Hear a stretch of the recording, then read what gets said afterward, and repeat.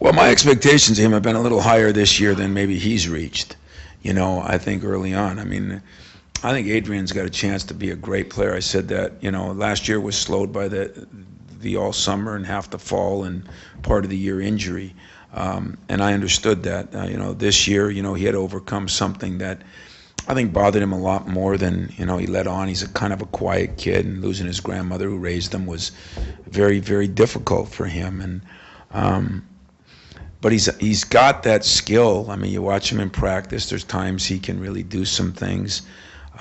He's got very good offensive skills around the post. He sometimes wants to be a three-point shooter, which he can shoot threes, but so can Draymond. And he's kind of figured out that he's still better off the closer you are, because you can make a 30-foot putt.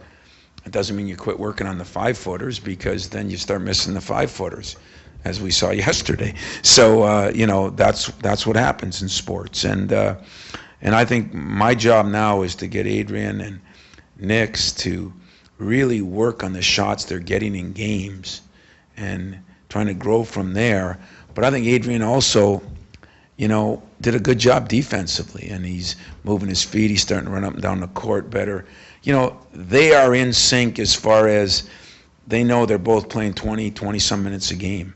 And so they don't save. Our substitution pattern is getting a little better with them, even though it's not been with everybody else. It's the other thing I've complained about all year that I haven't done a good job of. But with them, we've done a pretty good job, and I think you see some of the consistency we're getting out of those guys is because of that. So, like I always tell a player that does what Adreian did, or does what Wood did once, or what a BJ did once, shouldn't do that, because that's what the new expectation is, and that's what the new standard is. And even though I had those expectations, he sets the standard.